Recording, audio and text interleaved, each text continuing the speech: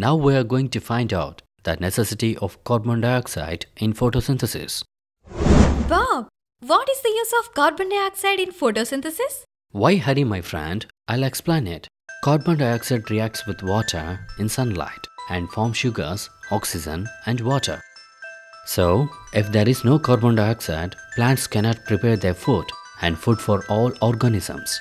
So, as we cannot live without oxygen, plants cannot live without carbon dioxide. Oh, interesting. How can we prove that? Before stepping into the experiment, let us know the things required for the experiment.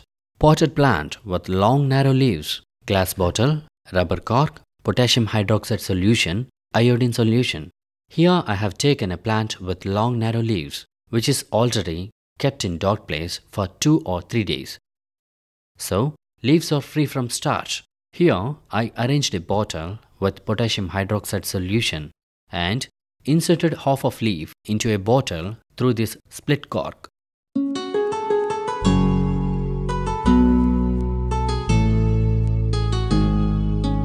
Here, the leaf should not touch potassium hydroxide solution.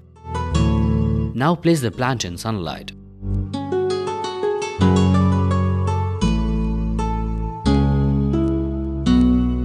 After 3 to 4 hours, take the leaf out of the bottle.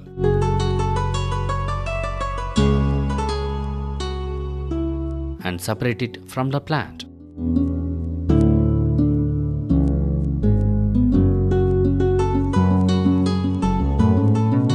Now, test it with iodine solution.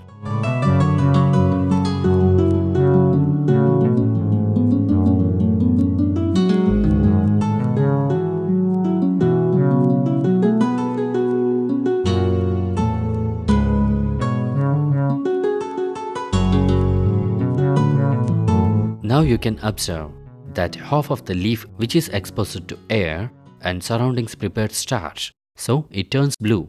But the other part of the leaf, which is inside the bottle, does not turn deep blue color. The both half of leaves received same amount of sunlight and water, but the part of leaf inside the bottle has no carbon dioxide. This proves that carbon dioxide is necessary for photosynthesis. Bob, I have a question. Why there is no carbon dioxide inside the bottle? And why do we use potassium hydroxide? Good question, friend. Here, we used potassium hydroxide for absorbing the carbon dioxide, which is inside the bottle. Oh, great! Now I got the point. Thank you, Bob.